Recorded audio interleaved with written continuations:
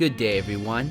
This is Aspie, and you're watching The Incredible Aspie. And today, I would like to talk to you all about a topic that has to do with the global pandemic that's going on right now. Given the circumstances, many businesses that are considered to be non-essential have been shut down, and even businesses that are considered essential face many problems with operating during this time. Today, we will be talking about how the virus has affected one of the most important industries in America and what should probably be done about it. However, before we get into that, I would like to ask you all to subscribe, like, and comment down below. Also, follow me on Twitter, and please join my Discord server. The link will be in the description. Thank you. Now let's get back to the video. More food shortages loom with outbreaks at more than 60 US plants. A caravan of vehicles decorated with black ribbons and memorial pictures crawled through Yakima, Washington last week to mark the death of David Cruz, a 60-year-old fruit warehouse employee who died after contracting coronavirus. The county, a hub of agricultural activity where workers jam into often crowded factories to package apples and other foods, has the highest per capita infection rate on the West Coast. Now, do you all remember how there were shortages at all the grocery stores due to people panic buying? Well, there's a good chance that that could happen again, except this time, instead of the shortages being caused by the buyers, it will instead be caused by the suppliers. According to the article, coronavirus outbreaks have the potential to shut down entire food plants, causing food shortages that could last for weeks. There have already been certain meat plants that have had to be shut down due to outbreaks of the virus, and more could happen if immediate action isn't taken place. Now,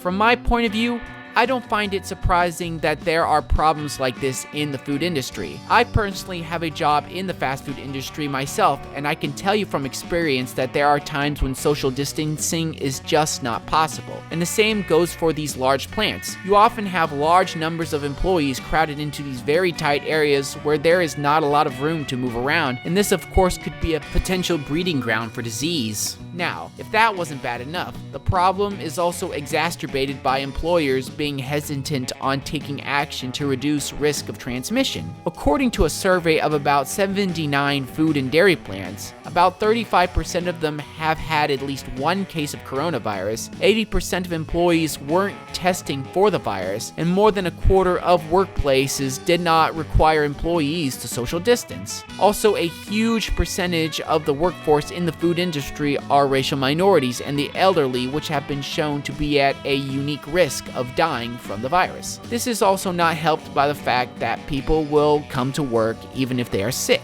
The food industry is a low-margin industry where most employees can't afford to go a long time without a paycheck. One woman who was 61 years old left work for 3 weeks because of the virus, but eventually returned because she needed to sustain herself. Now, in response to this, I do think that some action should be taken by employers to reduce the risk of transmission. I would even argue that they have a financial incentive to do so. Healthier employees means more productivity and a less likelihood of lawsuits. As much as I despise unions in certain areas, this is an area where I am a little bit more sympathetic to their cause. According to the article, there have been multiple strikes and unionized industries have been quicker to adopt better safety protocols and sanitation. This is not only for the benefit of the employers and employees, but it is also for the benefit of society at large. If you think what happened to George Floyd caused bad riots, imagine what a mass food shortage would do. It would cause mass mayhem and chaos like never before seen. I also think that having the government get involved here would set a bad precedent, so I would much rather have this settled within the context of private individuals rather than government regulation. So that is my 2 cents on this issue. I really hope you enjoyed this video. Please be sure to share it around and comment down below what you think. Do you think that employers should be pressured into taking action on this issue? What else do you think should be done? Thank you all for watching, and God bless.